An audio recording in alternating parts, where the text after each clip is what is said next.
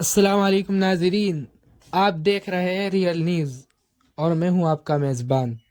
آج کی بڑی خبر جمعیت علماء ہند سے سامنے آئی ہے، جہاں مسلمانوں کی شہریت سے متعلق ایک اہم اعلان کیا گیا ہے۔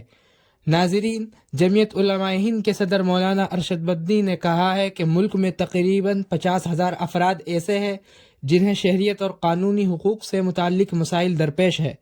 ان افراد کی مدد کے لیے جمعیت علماء ہند نے قانونی اور آئینی سطح پر قدم اٹھانے کا اعلان کیا ہے۔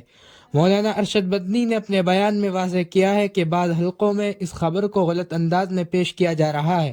انہوں نے کہا ہے کہ یہ کوئی جسمانی یا جانی خطرہ نہیں، بلکہ قانونی اور شہری حقوق سے جڑا ہوا معاملہ ہے۔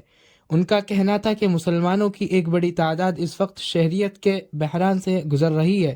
کئی افراد کے دستاویزات نامکمل ہیں، کئی کو قانونی پیچیدگیوں کا سامنا ہے، اور اگر بروقت مدد نہ ملی تو ان کے بنیادی حقوق متاثر ہو سکتے ہیں۔ اسی لیے جمعیت علماء ہند نے فیصلہ کیا ہے کہ وہ ان متاثرہ افراد کو قانونی مدد، وکیلوں کی سہولت، آئینی تحفظ فراہم کرے گی تاکہ کسی کے ساتھ ناانصافی نہ ہو۔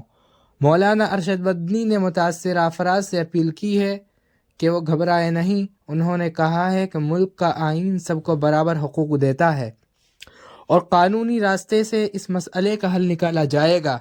ناظرین، یہ اعلان ایسے وقت میں آیا ہے جب ملک میں شہریت سے متعلق قوانین پر بحث جاری ہے۔ ایسے میں جمعیت علماء ہند کا یہ قدم متاثرہ لوگوں کے لیے امید کی کرن سمجھا جا رہا ہے۔ تنظیم کا کہنا ہے کہ بہت جلد اس مہم کو زمینی سطح پر شروع کیا جائے گا اور ضرورت مند افراد کو مکمل رہنمائی دی جائے گی۔ ناظرین، یہ تھی آج کی اہم خبر۔ مزید اپڈیٹس کے لیے ہمارے چینل کو سبسکرائب کریں، ویڈیو کو لائک کریں اور اپنی رائے کمنٹ میں ضرور دیں۔ اگلی خبر کے ساتھ پھر حاضر ہوگے۔ اللہ حافظ۔